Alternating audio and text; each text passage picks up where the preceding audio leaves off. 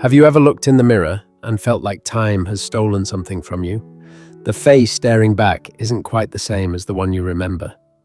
The world moves faster, friendships shift, and the body you once trusted now feels unfamiliar.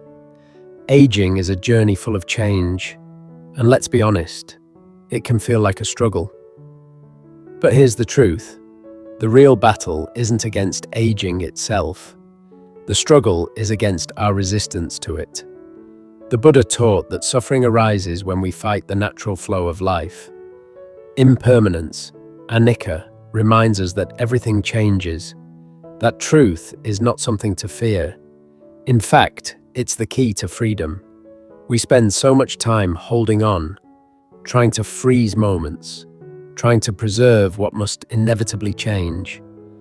But what if aging isn't something to dread? What if it's something to embrace? Today, I'll share 5 profound Buddhist lessons about aging that can completely shift your perspective. These truths aren't bitter. They're powerful, liberating, and even beautiful. Once you embrace them, you'll begin to experience aging not as a loss, but as an unfolding, something deeper, something richer. Before we dive in, if you find comfort in honest conversations like this, hit subscribe.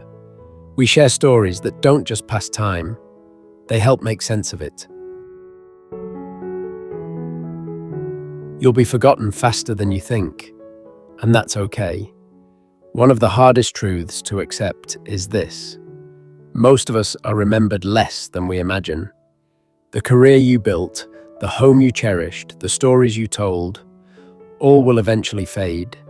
At first, this realization can feel heartbreaking.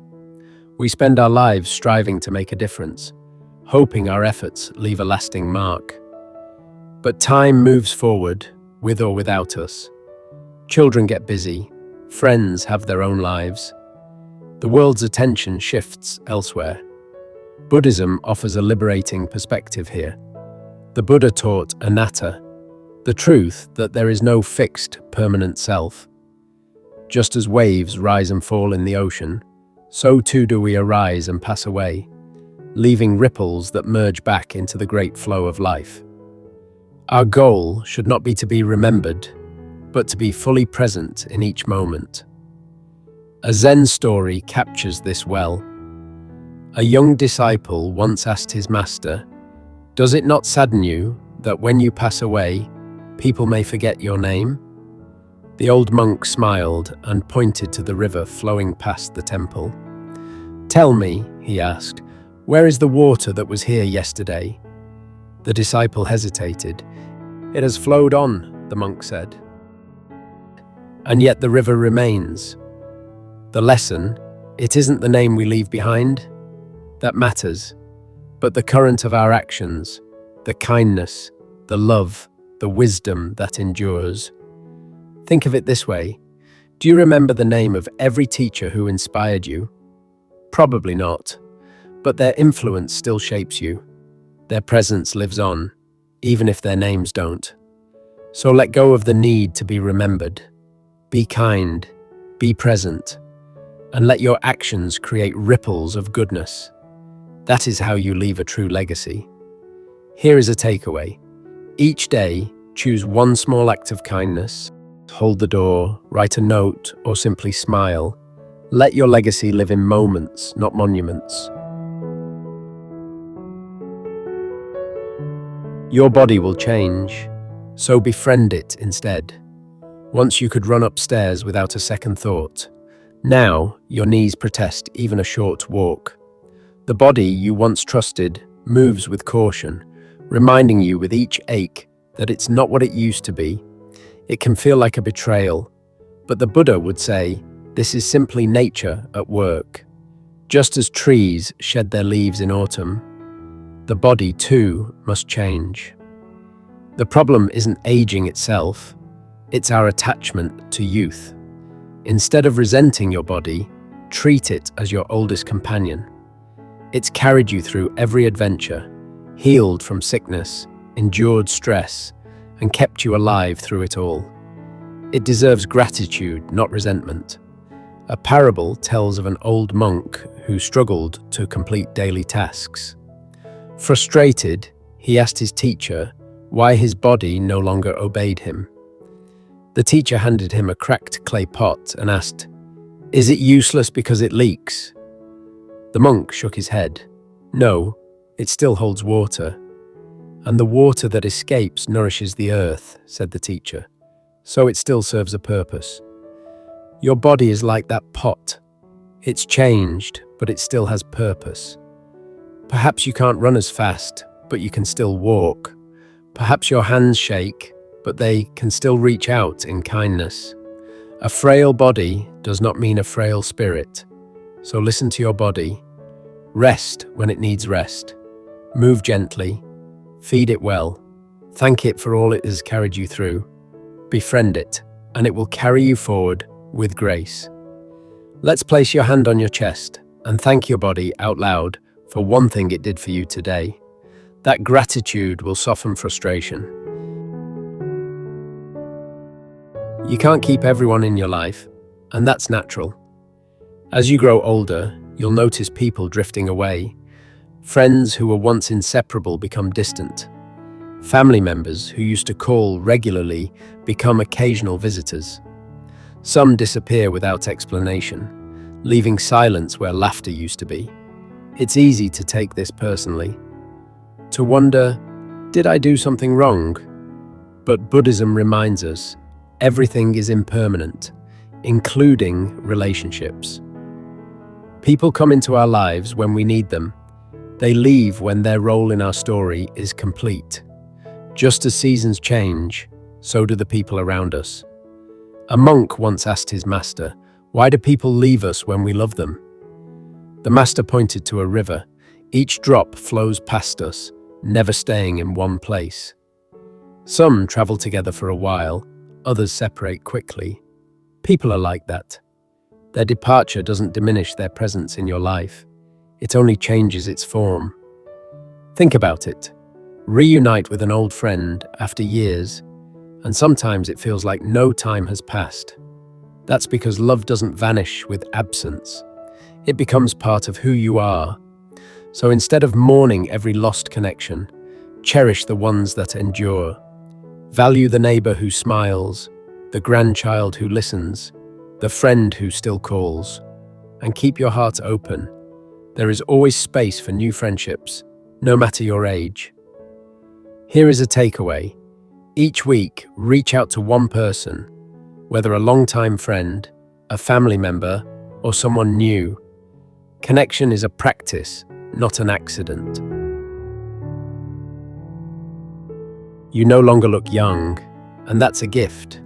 One day, you'll catch your reflection and realize you no longer look the way you used to. The skin is softer, the hair grayer, the hands more delicate. Society tells us to fight this, to erase wrinkles, dye hair, chase youth. But Buddhism teaches that beauty transforms. Wrinkles are not flaws, they are lines of a life well lived. Grey hair is not shameful, it's a crown of experience. A Zen master once showed an elderly woman a cherry blossom tree in bloom and called it beautiful. Then he showed her a weathered pine, twisted with age. "This too is beautiful," he said, though in a different way. Youth sees beauty only in the blossom. With time, we learn to see the strength of the pine. Think of the elders you admire. Was it their youthful skin that inspired you, or their dignity, warmth, and wisdom? True beauty shines in the twinkle of the eye, the patience of a listening ear, the kindness in a voice. So when you see your reflection, don't lament what's gone. Look deeper. See the life you've lived, the wisdom you carry, and wear your years with pride. Next time you see yourself in the mirror, name one wrinkle, one strand of grey, and one story or lesson each represents. You will lose people you love, but love itself never dies. As the years pass, you'll experience more loss. Parents, friends, siblings, even children. Grief is not something you get over. It's something you learn to live with. The story of Kisa Gotami reminds us of this truth. After losing her young son, she begged the Buddha for medicine to bring him back. He told her to find a mustard seed from a house untouched by death. She searched every home, but each family had known loss. She returned understanding. Grief is universal. No one is spared, yet love doesn't disappear with death. It continues in the lessons we carry, the stories we retell, the kindness we extend in their name. Think of the parent whose laughter you still hear, the friend whose advice still guides you, the partner whose love still shapes how you love others. They may be gone, but they are not absent. Buddhism doesn't ask us to move on, but to move forward, carrying their love within us. So let's try this next time. Light a candle, speak the name of someone you've lost, and share one thing they taught you.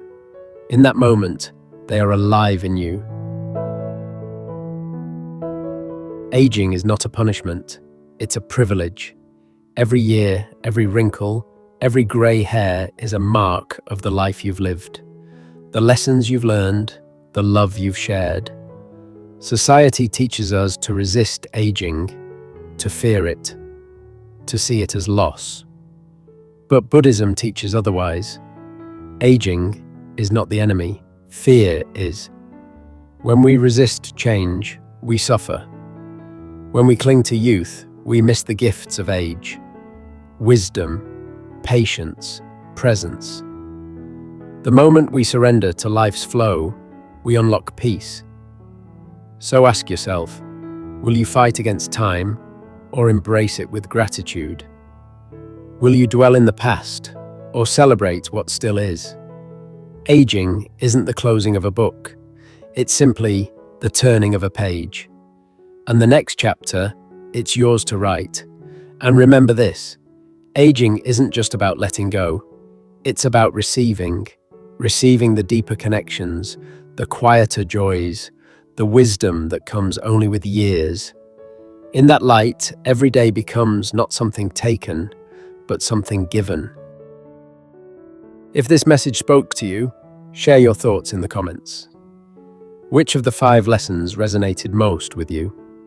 And if you found value here, subscribe for more reflections on aging with peace, purpose, and mindfulness.